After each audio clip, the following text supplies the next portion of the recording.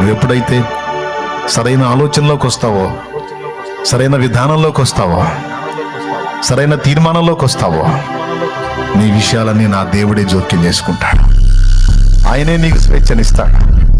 నువ్వు ఆయన చిత్తం నెరవేర్చే కొద్దీ, ఆత్మల భారంతో పరిగెత్తే కొద్దీ నీకున్న సంఖ్యలన్నీ తెగిపోతాయి, నీకున్న అవరోధాలన్నీ తెగిపోతాయి, నీకున్న అడ్డంకులన్నీ తొలగిపోతాయి.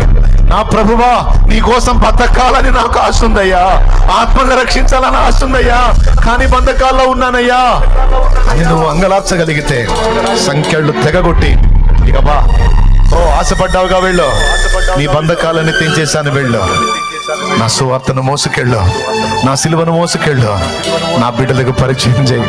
నేను వారిని ప్రేమిస్తున్నానని చెప్పు, నేను వారి కోసం ప్రాణం పెట్టానని చెప్పు, నేను వారి కోసం ఉమ్ములు ఉమ్ములు ఉమ్ములు నా ముఖం మీద ఉయ్యబడ్డాయని చెప్పు, నేను వారి కోసం పిడిగుద్దులు తిన్నానని చెప్పు, నేను వారి కోసం అరచేతుల దెబ్బలు తిన్నానని చెప్పు, నేను వారి కోసం నాగలి సాళ్ళ వల్ల దున్నబడ్డానని చెప్పు, నేను వారి కోసం అరికాలు వల్ల నెరనెత్తి వరకు శిరం మొదలుకొని శ్రీపాద వరకు గాయపరచబడ్డానని చెప్పు. ఈ లోకంలో ఎవ్వరూ ప్రేమించినంతగా నేను వారిని ప్రేమిస్తున్నానని చెప్పు.